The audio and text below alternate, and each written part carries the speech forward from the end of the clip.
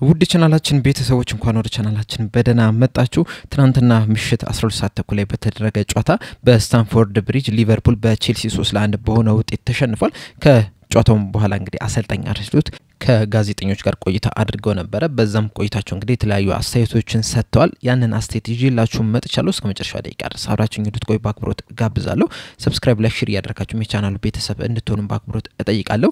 አሁን በቀጥታ እንግዲህ ወደ ሰጡት አስተያየት እንገባለን። በመጀመሪያ አስተያየት የሰጡት እንግዲህ በሽንፈቱ ዙሪያ ነበር። በሰጡት አስተያየት ምንድነው ያሉት? አንድን ጨዋታ ስትሸነፍ እንግዲህ ጥሩ ነገር መውሰድ ይከብዳል። ነገር ግን እንውሰድ ከተባለ ግን ምን ወስዳቸው አንዳንድ ጥሩ ነገሮች ነበሩ። ይሄም እንግዲህ ጨዋታውን መቆጣጠር ችለናል። ይህ ነገር ደግሞ ለሁሉም የሚቻል ነገር አይደለም። በተለይ ደግሞ ስታንፎርድ ብሪጅ ላይ ከቼልሲ ጋር ስትጫወት ጨዋታውን መቆጣጠር ይከብዳል። ምክንያቱም እነሱም እንግዲህ ኳሱን ይዞ መጮት ምቾት ይሰማቸዋል። ነገር ግን እኛ ያንን ማድረግ ችለናል። እንደዚሁም ደግሞ 2-2 ከተመራንም በኋላ ራሱ የተለያየ ቻንሶችን ክሬት ማድረግ ችለን ነበር። አልተጠቀምንባቸውም እንጂ ተስፋ ያለ መቁረጥን ነገር ተመልክተንበታል። 2-1 ከሆነን በኋላ እንግዲህ ምን እንደሚፈጠር እኔ ብለን ነበር። ነገር ግን ያን ያህል ቻንስ ፈጥረናል ብዬ አላስብም። 2-1 ከሆነን በኋላ እነሱም ደግሞ በካውንተር አታክ እንግዲህ የተለያዩ ቻንሶችን ለመፍጠር ሲሞክሩ ነበር። ከዛም በኋላ እንግዲህ ትክክለኛ ፔናልቲ ተሰጥቶ አግብተው 3-1 በሆነ ውጤት ማሸነፍ ችለዋል። እናም ከመጀመሪያው ዙር ከተደረገው ጨዋታ እንግዲህ ይህ ተቃራኒ ነበር። በመጀመሪያው ዙር እንግዲህ እነሱ ኳሱን ይዘውት ነበር። ነገር ግን እኛ አሸንፈን መውጣት እችለን ነበር። በአሁኑ ግን የዛ ተቃራኒ ነው የተፈጠረው ብለዋል። በመቀጠልም አስተያየት የሰጡት ደግሞ በዶሚኒክ ሶቦስላይ ዙሪያ ነበር። ዶሚኒክ ሶቦስላይ እንግዲህ በደንብ የሚታወቀው በኢንቴንሲቲው ነበርና የሱ አለመኖር ወይም ደግሞ የሱ ተቀይሮ ሲገባ እንግዲህ ለውጥ መምጣቱ ምናልባት ያ ሊሆን ይችላል ወይ እንድትሸነፉ ያደረጋችሁ ተብለው ተጠይቀው ነበር። እሳቸውም በሰጡት አስተያየት ምንድነው ያሉት? ይህ ሽንፈት እንግዲህ በአንድ ተጫዋች ላይ ብቻ የሚሆን ነገር አይደለም። በእርግጥ ዶሚኒክ ሶቦስላይ ካሉት ኳሊቲዎች መካከል እንግዲህ አንደኛው ኢንቴንስ ተጫዋች መሆኑ ነውና ያ ኢንቴንስ ደግሞ ለኛ ለምንፈልገው አጫወት በጣም የሚጠቅመን ነገር ነው። ነገር ግን አንድ ተጫዋች ስለገባ ስለወጣ አይደለም። የትኛውም ፎርሜሽን ብትጠቀም የትኛውም ተጫዋች ቢገባም ቢወጣም ማለት ነው ኢንቴንስ የምትሆን ከሆነ ጨዋታዎችን አሸንፈ መውጣት ትችላለህ። የኛም ዋና አጫወታችንም ኢንቴንስ ከመሆን አንፃር ነውና የትኛውም ፎርሜሽን ብንጠቀምም ተጫዋቹ ኢንቴንስ እስከሆነ ድረስ ችግር የለውምና የትኛውም ተጫዋች መግባት መውጣቱ አይደለም ዋናው ነገር ኢንቴንስ መሆን ነው። ዶሚኒክ ሶቦስላይም ደግሞ በዚህ አመት ፕሬሲንግ ላይ በጣም ኢንቴንስ የሆነ ነው። ለዛም ነው ብዙ ጨዋታዎችን መጫወት የቻለው ብለዋል። በመቀጠልም አስተያየት የሰጡት ደግሞ በፍሬድሪኮ ኬዛ ዙሪያ ነበር። ፍሬድሪኮ ኬዛ ለምንድነው ብዙ ደቂቃ ያልተጫወተው? ለቀጣይ አመት በእቅዶ ላይ አለ ወይ ተብሎ ለተጠየቁት ነበር አስተያየት የሰጡት። በሰጡት አስተያየት ምንድነው ያሉት? ቀድሞ ተቀይሮ ያልገባውና ብዙ ደቂቃን ያልተጫወተው ሌሎች ተጫዋቾችን ላስቀድም ስለፈለኩኝ ነው። ኑኔዝን ነው ቀድሜ ያስገባውት። ኮዲ ጋክፖ በዚህ ጨዋታ ላይ ጥሩ ነው የነበረው። ያየሁት ነገር ተመችቶኛል። እንደዚሁም ደግሞ መሐመድ ሳላህን እንዳንቀይረው ደግሞ በየትኛውም ሰዓት ጎል ሊያስቆጥርልን የሚችል ተጫዋች ነውና ለዛ ነው ቀይረን ያላስገባ ነው። ከዛ በኋላ ግን 2-2 ከተመራን በኋላ ግን ማድረግ የነበረብኝ ምንድነው ሪስክ ወስጄ ተከላካይ አስወጥቼ አጥቂ ማስገባት ነበር። እንደዛም አድርገናል። ኬዛም መግባት ይችላል። ከዛ በኋላም እንግዲህ ጎል ማስቆጠር መችለናል። ነገር ግን ደግሞ ብዙ ደቂቃ አይደለም የነበረው፣ በጣም አጭር ደቂቃ ሆነችብን። ለዛም ነው እንግዲህ ብዙ ነገሮችን መፍጠር ያልቻለው ኬዛ ብለዋል። በመቀጠልም አስተያየት የሰጡት ደግሞ ቅድሚያ ዋንጫ ማሸነፋችሁና ብዙ ተጫዋቾችን ቀይራችሁ ማስገባታችሁ የዛሬው ጨዋታ ላይ የፈጠረው ነገር አለ ወይ ተብሎ ተጠይቆ ነበር። በዛ ዙሪያ ነበር አስተያየት የሰጡት። በሰጡትም አስተያየት ምንድነው ያሉት? ይህንን ነገር ልናውቅ አንችልም። ምናልባት ዋነኞቹ ተጫዋቾቻችን አስገብተን ቢሆን ኖሮ ልናሸንፍም እንችላልና በእርግጠኝነት ተጫዋቾች ስለተቀየሩ ወይም ዋንጫውን ስላሸነፍን በሚል ግን ይህንን ነገር መደምደም አንችልም። በዛሬው ጨዋታ ላይ እንግዲህ ጥሩ ነው የነበርነው እንዳጠቃላይ ከተመለከትነው። ከዚህ በፊት ስንጫወታቸው የነበሩትን አጫወት ነበር ስንጫወት የነበረው። ነገር ግን የዛሬው ላይ ትንሽ ለየት የሚያደርገው ምንድነው? በማጥቃት ደረጃ ፋይናል ሰርድ ላይ ጥሩ አይደለም የነበርነው። ከዚህ በፊት እንደነበርነው እንደዚሁ መከላከል ላይም ከዚህ በፊት እንደነበረን ጥንካሬ አይደለም የነበረና በጣም ትንሽ ወረድ ብለን ነበር የታየነው። ያ ተጫዋቾች ስለተቀየሩ ነው አይደለም የሚለው ነገር እርግጠኛ አይደለም። ነገር ግን ደግሞ በቼልሲም ጥንካሬ ሊሆን ይችላል። በመከላከልም በማጥቃትም ደረጃ እነሱ ጠንካራ ሆነው ቀርበውም ሊሆን ይችላል። ነገር ግን ከዚህ ላይ እንግዲህ ስለራሳችንም የምንመለከተው ነገር አለ። ከዚህ የበለጠ ማሻሻል የምንችላቸው ነገሮች እንዳሉ እንግዲህ በዚህ ጨዋታ ላይ የወሰድናቸው ነገሮች አሉ። ነገር ግን ደግሞ ዋንጫ ስላሸነፉን ተጫዋቾች ስለተቀየሩ ነው ይሄንን ጨዋታ የተሸነፍነው የሚለው ነገር ግን እርግጠኛ አይደለንም ነው አይደለም ብለንም ልንወስን አንችልም ብለዋል። በመቀጠልም አስተያየት የሰጡት ደግሞ የቼልሲ ተጫዋቾች በጋርድ ኦፍ ኦነር የሊቨርፑልን ተጫዋቾች ያጨበጨቡ ሲቀበሉ ነበር። ነገር ግን ደጋፊዎቹ ግን በተቃውሞ ነበር ሲጮህ የነበረው ያንን ነገር እንዴት አያችሁት ተብለው ነበር የተጠየቁት በዛም እንግዲህ አስተያየታቸውን ሰጥተዋል በሰጡት ማስተያየት ምንድነው ያሉት ያንን ነገር አልሰሙም የቼልሲ ደጋፊዎችን ተቃውሞ ሳይሆን የሊቨርፑል ደጋፊዎችን ድጋፍ ነበር ስሰማ የነበረው በመኪና ነው እንግዲህ ከአንፊልድ ከሊቨርፑል እስከ ለንደን ድረስ የመጡትና በጊዜ መተው ድጋፋቸውንም ሲያሳዩን ነበርና ሙሉ 90 ደቂቃው ማለት ይቻላል የነሱን ድጋፍ ነበር ስሰማ የነበረው እንጂ የቼልሲ ደጋፊዎችን ተቃውሞ ስሰማ አልነበረም ብለዋል በመቀጠልም አስተያየት የሰጡት ደግሞ በዘንድሮ ምንድነው ያያችሁት ነገር በቲማችሁ ላይ ለቀጣይ አመትስ ምንድነው የምትወስዱት ተብለው ተጠይቀው ነበርና በዚህ ዙሪያ በሰጡት አስተያየት ምንድነው ያሉት በዚህ አመት ያየነውና ወደ ቀጣይ አመት ምንወስደው ነገር ቢኖር ምንድነው ልዩነቱ በጣም ጠባብ ነው ከአንዱ ክለብ ወደ አንዱ ክለብ ያለው ልዩነት በጣም ትንሽ ነችና እዛ ላይ እንግዲህ ጠንክረን መስራት እንዳለበት ነው በሻምፒዮንስ ሊግ እንኳን ከተመለከትን ከፒኤስጂ ጋር ባደረግነው ጨዋታ እንግዲህ በጣም በጠባብ ውጤት ነው የወደቅነው በፔናልቲ ነው የወደቅነው ነገር ግን በጨዋታው ላይ ከተመለከትን እንግዲህ እነሱን ኳሊቲ ያላቸው እኛም ኳሊቲ ያለንና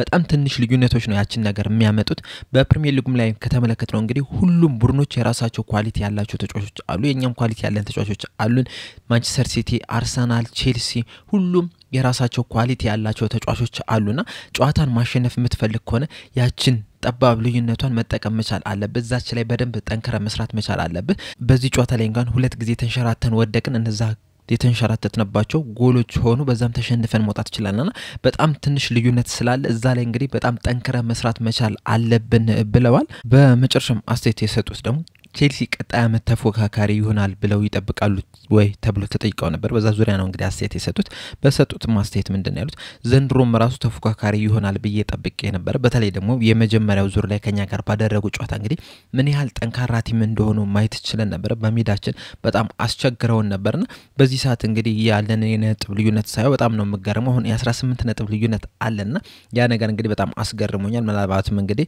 ለተጫዋቾቻችን ሙገሳም የሚገባው ይመስለኛል ያንን ነገር ስንመለከተው ነገር ግን በጣም ኳሊቲ ያላቸው ተጫዋቾች አሏቸው በቋሚ 11ም እንደዚሁም ደግሞ በተቀያሪ ወንበር ላይ ራሱ በጣም ጥሩ ተጫዋቾች አሏቸው ስለዚህ ቀጣይ አመትም እንግዲህ ተፎካካሪ ይሆናሉ ብዬ እጠብቃለሁ ብለዋል በአጠቃላይ እንግዲህ አሰልጣኝ አርነ ስሎት ከጨዋታው በኋላ የሰጡት አስተያየት ይሄንን ይመስል ነበር ከጨዋታው በኋላ እንግዲህ ትናንትና ምሽት ላይ እኔ የሚሰራውላችሁ ማች ሪአክሽን አለ ያንንም መለስ ብላችሁ እንድታዩት ባክብሮት እጋብዛለሁ ነገር ግን በትናንትናው በሰጡት ሪአክሽን ላይ አንዳንድ ያላነሳዋቸው ነጥቦች አሉ እነሱ እናንሳና ከዛ በኋላ የምናበቃ ይሆናል በጨዋታው ላይ እንግዲህ አንዳንድ ሁኔታዎች ላይ ከተመለከታችሁ አንዳንድ ተጫዋቾች እንግዲህ እንደ መሰላቸት ነገር ወይም ደግሞ እንደ ተስፋ መቁረጥ ነገር እንበለው እንደዚህ አይነት ነገር ስንመለከትባቸው ነበር ካርተስ ጆንስ አንድ ሁለት አጋጣሚዎች ላይ እንደዚህ አይነት ነገር ተመልክተናል እንደዚሁም ትሬንት አሌክሳንደር አርኖልድ ራሱ ትናንትና ጥሩ የሚባል እንቅስቃሴን ማድረግ አልቻለም ኑኔዝም በሊቨርፑል ያለው ነገር እንግዲህ ሙሉ ለሙሉ ያከተመ ይመስለኛል ከዚህ በኋላ የምንመለከተው አይመስለኝም በጣም ፑር የሆነ ፐርፎርማንስ ነበር ሲያሳየ ነበር ከዛ የተሻለ ነገር ማድረግ ነበረበት ምንም እንኳን ተቀይሮ ቢገባ ማለት ነው ከዛ በኋላ ግን አንዳንድ ተጫዋቾች እንግዲህ ምናልባትም በሊቨርፑል ያላቸውን ቆይታ አጠራጣሪ ያደረጉ ይመስለኛል አንደኛው ኤሊየት ትናንትና እንግዲህ በቋሚነት ቢጀምርም ነገር ግን ያን ያህል ጥሩ የተንቀሳቀሰ አይመስለኝም ምናልባት ብዙ የመጮች አደር ስላላገኘ ሊሆን ይችላል ከዚህ በኋላ ተደጋጋሚ እድሎችን ሲያገኝ የተሻለ ተጫዋች ሊሆን ይችላል ነገር ግን ትናንትና ባሳየው አቋም ግን በሊቨርፑል ቋሚ ሆኖ የመቀጠል ነገር ግን ትንሽ አሳሳቢ ይመስለኛል ፍሬዲኮ ኬዛም ተቀይሮ የገባበት ሰዓት ጥሩ ባይሆንም ነገር ግን ከዚህ የተሻለ እድል ሊሰጠው ይገባል የተሻለ ነገር ከሱ ለና ይገባል አሰልጣኝ አርነ ስሎትም ቢያንስ እነዚህ የቀሩ 3 ጨዋታዎች ላይ እንግዲህ በደንብ ቢያዩት ብዬ አስባለሁ ከዛ በኋላ ለሊቨርፑል መቀጠል የማይችል ከሆነ ከሊቨርፑል እንዲወጣ ቢደረግ እሱም የመጮቻ እድል የሚያገኝበት ቦታ ቢሄድ ሊቨርፑልም እንግዲህ በሱ ቦታ ሌላ ተጫዋችን ቢያመጣ የተሻለ ይመስለኛል ምክንያቱም የጨዋታ እድል የማይሰጣቸው ተጫዋቾች ሊቨርፑል መተው ቤንች ብቻ መሆን የለባቸው እነሱም መጮት ይፈልጋሉ እና ሊቨርፑልም ደግሞ ሌላ አሰልጣኙ በሚፈልጉት ተጫዋቾች መተካት መቻል አለባቸውና እነዚህ አይነት ነገሮች እንግዲህ ከዚህ በኋላ በሚመጡ 3 ጨዋታዎች እንደዚሁም ደግሞ በቅድመ ውድድር ዝግጅቶች ታይተው ለቀጣይ አመት ከዚህ የተሻለ ቡድን መቅረብ መቻል አለበት እና ሌላኛው ተጫዋች ደግሞ ትናንትና ምናልባትም በሊቨርፑል ቆይቶ አጠራጣሪ እንዲሆን ያደረገው አንደኛው ተጫዋች ማን ነው ኳንዛ ጥሩ የሚባል ነገር ነበሩት ነገር ግን ሙሉ ለሙሉ ጥሩ ነበር ማለት ደግሞ አንችልም በተለይ ደግሞ አንድ ስህተት ከተሳሳተ ወይም ጎል ከተቆጠረ በኋላ የሚደነግጠው ነገር ያለ ነው የሚመስለኝ እና ብዙ ፊቶች እሱ ላይ ያተኩራሉ እንደኔ እይታ አብዛኛው ሁኔታ ላይ ጥሩ ነው የነበረው ነገር ግን ደግሞ አንዳንድ የሚሳሳታቸው ነገሮች በጣም ትኩረት እንዲበዛበት ያደርጋል በርግጥ እሱ የገባበትም ሰዓት እንግዲህ ጥሩ የሚባል አይደለም በቋሚነት የጀመረበትም ሰዓት ምክንያቱም ሊቨርፑል ዋንጫውን ማሸነፉን ካረጋገጠ በኋላ ነው የሰው ልጅ ደግሞ በተፈጥሮ አንድ ነገር ማሳካቱን ካወቀ የመዘናጋት ነገር አለበትና ቲሙ እንደዛ በተዘናጋበት ሰዓት መሆኑ በቋሚነት የጀመረው እንግዲህ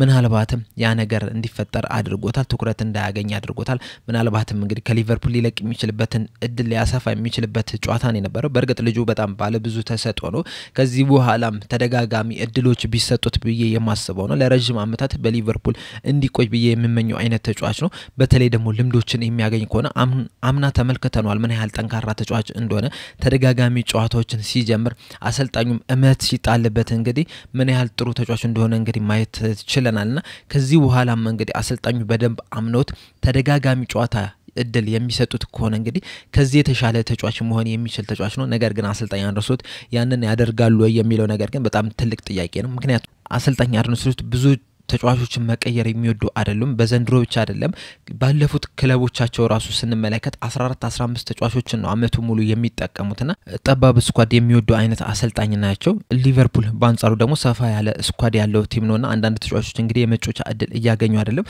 በዚህ ዙሪያም እንግዲህ አሰልጣኙ በደንብ ማስተካከል ያለባቸው ነገሮች አሉ ምክንያቱም ሊቨርፑል አሁን ለቀጣይ አመት እንግዲህ ለአራት ውድድሮች ነው የሚፎካከር ሁሌም ለአራት ውድድሮች የሚፎካከርም ቲም ነው ሊቨርፑልና እንደዚህ አራት ውድድሮች ሲኖሩ ደግሞ ሰፋ ያለ ስኳድ ያስፈልጋል እና ሰፋ ያለ ስኳድ ሲኖር እነዚህን ተጫዋቾች በደንብ መጠቀም ነበርባቸው በፕሪሚየር ሊግ ላይ እንግዲህ ቀድሞ መግባት የነበረባቸው በቋሚነት መጀመሪያ የነበረባቸው ጨዋታዎች አሉና እንደዚህ አይነት ነገሮችን ማድረግ መቻል ያለባቸው ይመስለኛል መቀየር ያለባቸው ነገሮች ያለ ይመስለኛል ለቀጣይ አመትም እንግዲህ ከዘንድሮ የወሰዷቸው ነገሮች እንዳሉ እርግጠኛ ነኝ ከዛ በኋላ እንግዲህ በዘንድሮ ጥንካሬ ላይ ጨምሮ ሌሎች ተጫዋቾችን መተው ከዛ በኋላም እያፈራረቋቸው መግባት ባለባቸው ሰዓት እያስገቧቸው እንግዲህ ከዚህ የተሻለ እድል እየሰጧቸው ጠንካራ ቲም እንዲሆኑ ማድረግ አለባቸው ብዬ አስባለሁ አሁን የርገን ክሎፕ ቢሆን ኖሮ በዘንድሮ አመት አሰልጣኝ የነበረው ምናልባትም ፍሬድሪኮ ኬዛ ከዚህ የተሻለ የመጮቻ እድል ያገኛል ብዬ አስባለሁ ለቀጣይ አመትም እንደዚሁ ግን ማድረግ መቻል አለባቸው ማሻሻል መቻል አለባቸው ብዬ ነው የማስበው የእናንተና ሴት እንዳለ ኮሜንት ሴክሽን ላይ በመጻፍ አሳውቁኝ እኔ እዚህ ላይ በቃው በቀጣይ በሌላ እስከምንገናኝ ድረስ ሰብስክራይብ ላይክ ሼር ማድረግ እንዳትረሱ ቻው